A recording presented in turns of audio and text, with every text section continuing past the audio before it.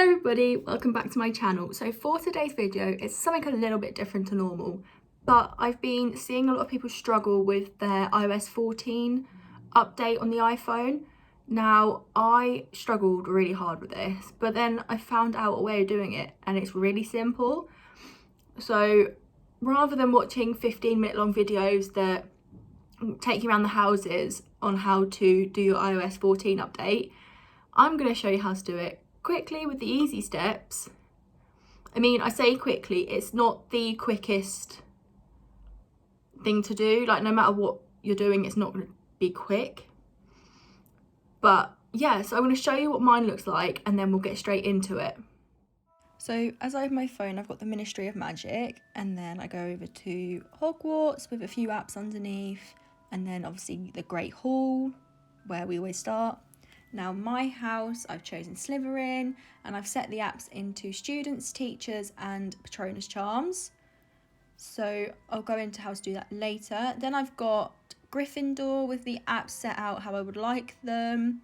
Obviously everyone's different, so everyone's app to be set out differently. Then I've got Hufflepuff. As you can see, I haven't changed the icons for the apps, and we'll also get into that later. And we have Ravenclaw. I really enjoyed creating this, I have to say. And for my last page, I just wanted a few of the characters I really like and a quote on the top. And the apps on here are the apps you need to download. So you need to download Colour Widget and Widgetsmith. So as you can see, mine is Harry Potter theme. What else would it be? Let's be honest. And yeah, so firstly, definitely download Colour Widget and Widgetsmith. I think that's what it's called, yeah.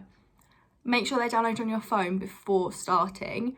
Majority of mine are used on Colour Widget just because it's easier to use than Widgetsmith, but I have got like a few of the widgets from Widgetsmith. And then make sure you've gone and saved some photos, whether that be from the internet or from your camera roll. And then you can just go in to Widgetsmith or Colour Widget and edit to add your photos, which I'll show you now. So I'm going to go into show you how I use the apps now. So if you scroll over to wherever you've put your Colour Widget app and your Widgetsmith app. So this is Widgetsmith. I'll go back to this in a bit to show you how to use this, but there's loads of different options that you can use. But I'm going to come out of that. I'm going to go into Colour Widget, as this is the one I use the most, as you can see. So if you just scroll across, you should have an add button. If you click on that and then click on the photo, you can then add your photo. So I'm adding the sorting hat, putting it in, and then you can either have the date in or you can click to have the date off. And then you go down to save and you scroll down to the one that you've just added. And when you come out of that, you go to where you really want to place it.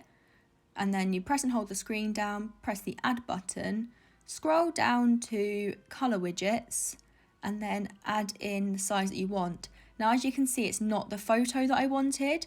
So all you have to do is put it into place, click on it, click choose, and scroll down to the widget that you've just created, and it will change it to the one you have. So as you can see, I just showed you how to use the Colour Widget, which is the one I use the most, as you can see by all of the things that I had on there. I'm going to quickly show you how to use Widgetsmith, but I've not really used too much on there. You've got to be careful with Widgetsmith though, because as well as Colour Widget, because some of them are Premiere ones where you have to pay for them. But if you're literally just doing it for the photos, it doesn't really matter. You can just click on the most basic one and just edit it however you want it to be. But yeah, I'll show you Widgetsmith now and roughly how to use it, and then yeah. So if we click on Widgetsmith now, as you can see, there's different sizes. So I'm just going to show you this one for now. This is medium. There's so many different options you could have. So you can custom your own, or you can have some that are already made. See, I really wanted to add one of these weather ones in, but they're locked. You have to pay for them. So I thought, no, it's fine. I can live without. I can just go on the weather app. There's multiple different things. You can have different things set your locations, like what the moon is like or what the sunset's going to be in your location that you're living in or where you're at, which is really nice to know.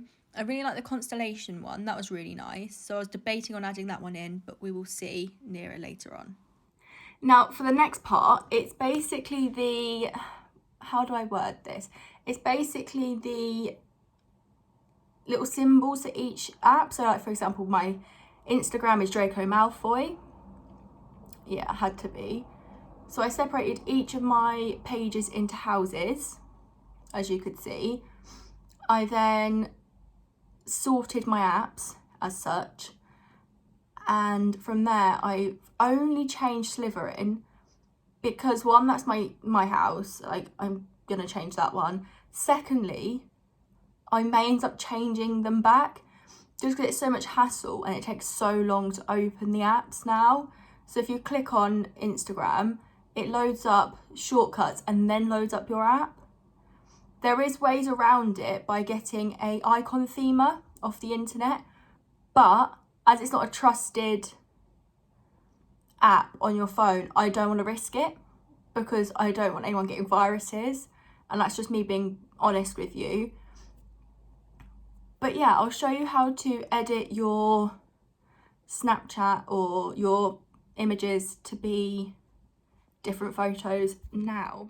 Unfortunately, you can't see my Instagram as Draco and my Snapchat as Crab and Goyle, but I have got 4 students, 4 teachers and 4 Patronuses. Now to get these symbols, you need to go across to your Shortcuts app and make sure that you click on it.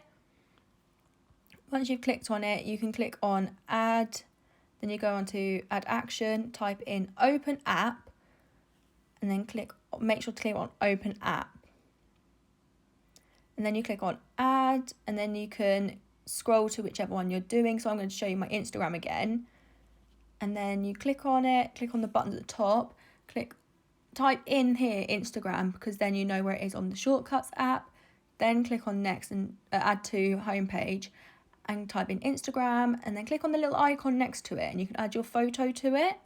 So if you scroll down like I'm doing to select the photo you want, so obviously I want Draco as my Instagram, you click on choose and then you save it to your home screen, and then you go back. As you can see, he's on the screen, so then I can just click on him and it opens up my Instagram, hello Kylie Jenner. And then from here I can move him, but I'm going to delete him as you already know. I've got him already, so I move across and he's there.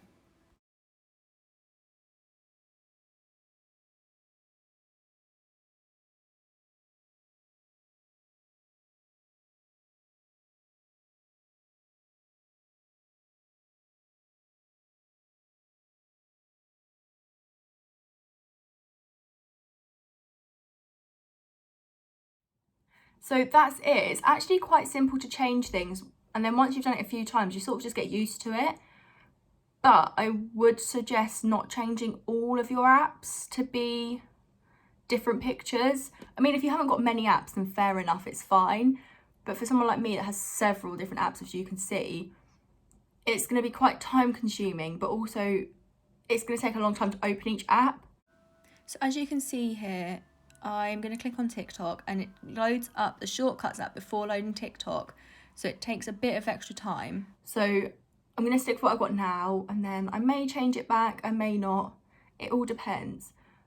But to be honest, it's actually quite simple to change your, what's the word I'm looking for? Change your screen, your iOS14.